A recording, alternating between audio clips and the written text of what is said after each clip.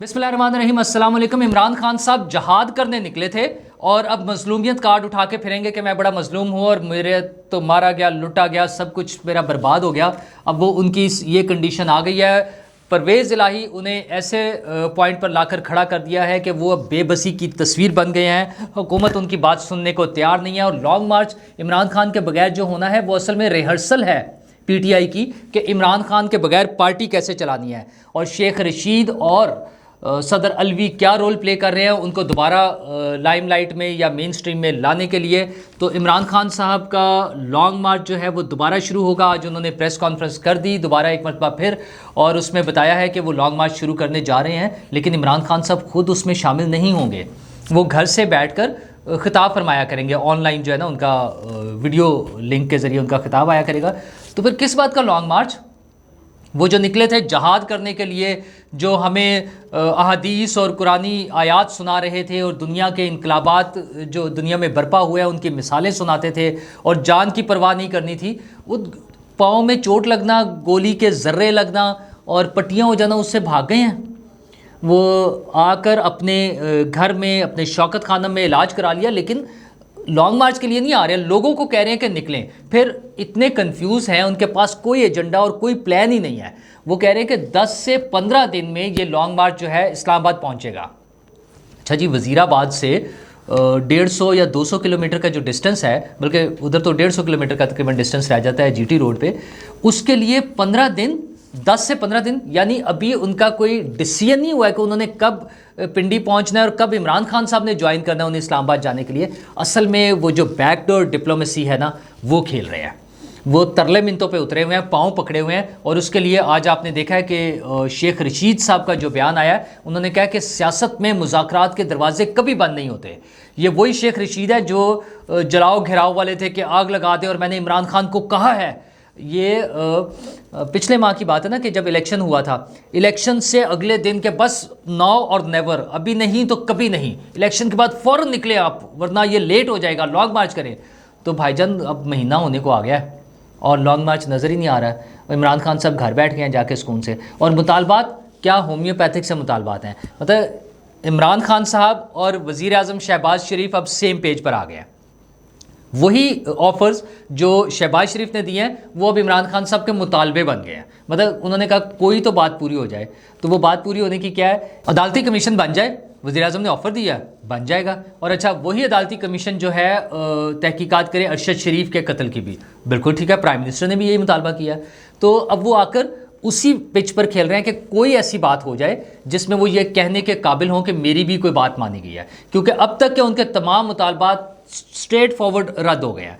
Election की date चाहते थे, उन्होंने जिक्र ही करना छोड़ दिया है कि इलेक्शन भी कोई होने थे। मतलब अब उन्हें याद भी नहीं है कि उन्होंने इलेक्शन मांगने के लिए जाना था, भूल गया है। अच्छा, अमेरिका से आज़ादी लेने के लिए निकले थे, अमेरिका के खिलाफ जहाद करना था ना, वो जो साइफर आया था अमेरिका ने किया था। अमेरिका ने हमारी इंटेग्रिटी के ख़िलाफ़, हमारी कौमी सलामती के ख़िलाफ़, हमारी खुद मुख्तारी के ख़िलाफ़ जो एक काम किया था, उसके लिए जहाद करने निकले थे। जिक्र ही कोई नहीं है, अमेरिका का कहीं कोई जिक्र नहीं है। अच्छा जी, अब मुतालबात उनके क्या है कि ये लोग इस्तीफ़ा दें।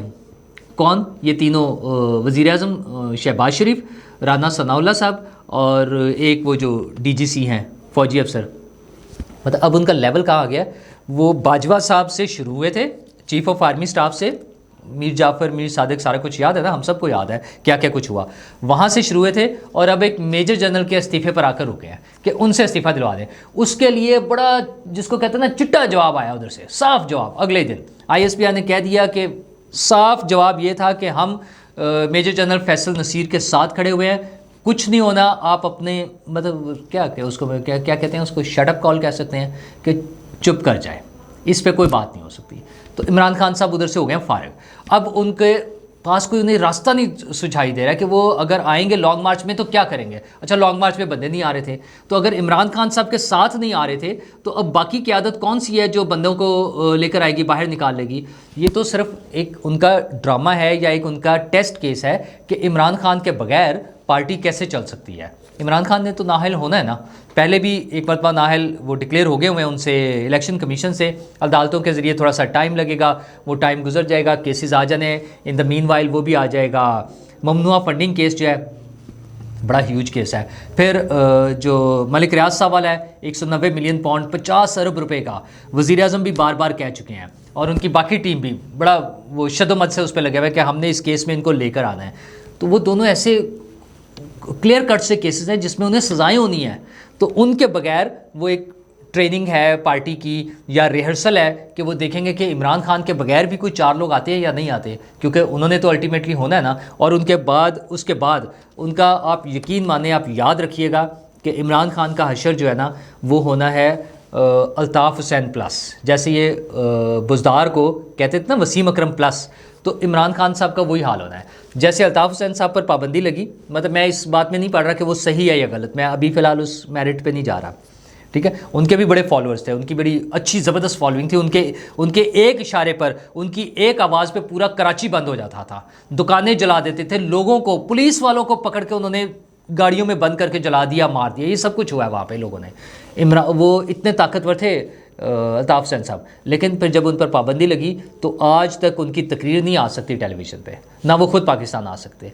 तो इमरान खान साहब जिस रास्ते पर चल रहे हैं वो अपने आप को वही लेकर जा रहे हैं कि मैं एक पाबंदियों के साथ और इस तरह से मज़लूमियत की एक तस्वीर बन जाऊँ। और अभी भी वही हैं, मतलब अब वो ताना देते थे वज़ीर आज़म शहबाज शरीफ को कि वो 27 किलोमीटर का वज़ीर आज़म है। शहबाज शरीफ सिर्फ मतलब वो इस्लामाबाद की टेरिटरी की बात करते हैं ना।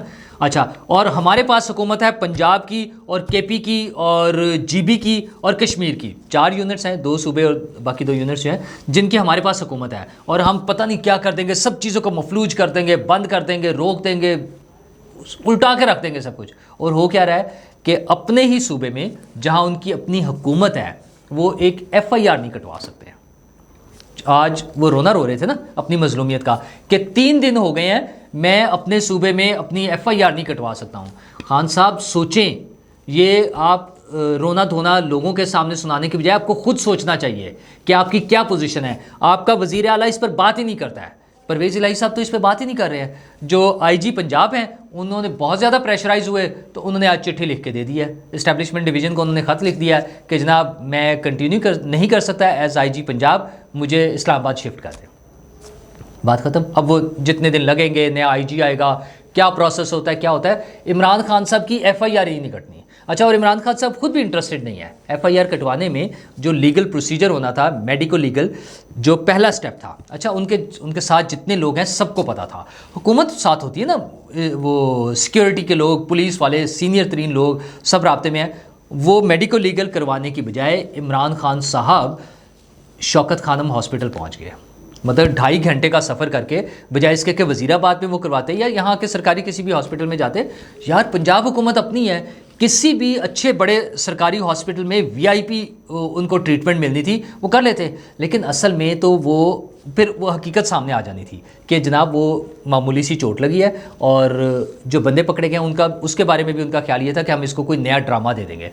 वो तो किस्मत की बात है कि बंदा वहाँ मौके पर पकड़ा गया। अच्छा, फिर शोर मचाया कि बंदा तब्दील हो गया। वो जिसने पकड़ा था, जिसको हीरो बना रहे थे, जिसको जमाइमा ने भी हीरो बनाया, उसका बयान आ गया, उसने कहा यही बंदा है जिसको मैंने पकड़ा था, ये फायरिंग कर रहा था और मैंने पकड़ा था। इनका वो ड्रामा भी फ्लॉप हो गया।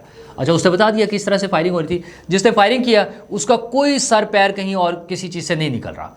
फिर उन्हें क्या प्रॉब्लम है कि उसकी वीडियो क्यों लीक हो गई, ताकि उससे कोई और बयान दिलवाया जाता। जो उसने किया है वो सामने आ गया है। अच्छा, अब इस पे तहकीकात करने की बजाय वो अपनी जो गेम खेलना चाहते हैं, वो जिस एजेंडे पर है इमरान खान साहब, और ये निकलना है फॉरेन एजेंडा। ये भी कंफर्म बात है, आप देखिएगा एक दिन निकलेगा कि इमरान खान साहब किसी और के एजेंडे पर खेल रहे थे। वो जो फ़ौज से नफरत फैलाने की उन्होंने जो कोशिश की थी ना, जिसमें शहबाज गिल साहब पहले इन्वॉल्व हुए, फिर आज़म सवाती साहब हुए, और अब वो बराह रास्त खुद आ गए ना, DGC का नाम ले करके उन्होंने मेरे कत्ल का प्लान बनाया। और वो 4 लोग और हैं जिनके लिए पहले से एक वीडियो बना के रखी हुई है, और ये 3 लोग नए आ गए हैं। तो कुछ भी नहीं मिलना इनसे।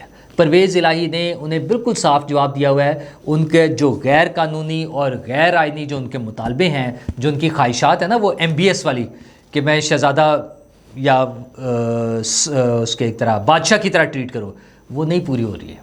हाँ, उन्होंने इतना लिवरेज दिया हुआ है कि वो सरकारी अफसरों को डायरेक्ट बात कर लेते हैं, उनसे मुलाकात कर लेते हैं, उन्हें कुछ अहकामात दे देते हैं, लेकिन पूरे अहकामात वही होंगे जिन पे परवेज़ इलाही साहब ओके करेंगे, जिन्हें परवेज़ इलाही साहब एक्सेप्ट करेंगे। और परवेज़ इलाही सियासत के खिलाड़ी हैं, चौधरी फैमिलीज़ जो है ना, वो चौधरी फैमिली जो है बड़े अरसे से इस मौजूद है। उन्होंने प्राइम मिनिस्टरशिप इंजॉय की है, चौधरी शुजात साहब ने।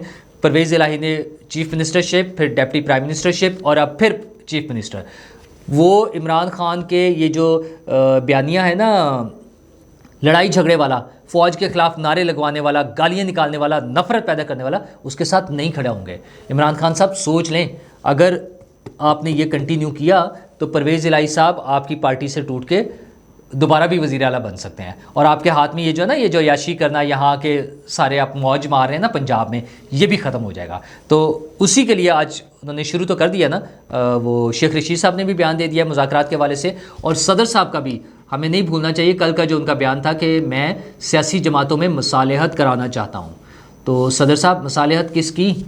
इमरान खान साहब तो सियासी जमातों से हाथ ही नहीं मिलाना चाहते, वो तो उनसे बात ही नहीं करना चाहते हैं, वो तो सिर्फ फ़ौज से करना चाहते हैं, और एक तरफ मुज़ाकरात करना चाहते हैं, दूसरी तरफ गालियाँ निकाल रहे हैं। तो वो सुहेल वड़ाइच साहब ने कहा था ना कि ये कंपनी नहीं चलेगी, तो ये सिस्टम ऐसे नहीं चलेगा।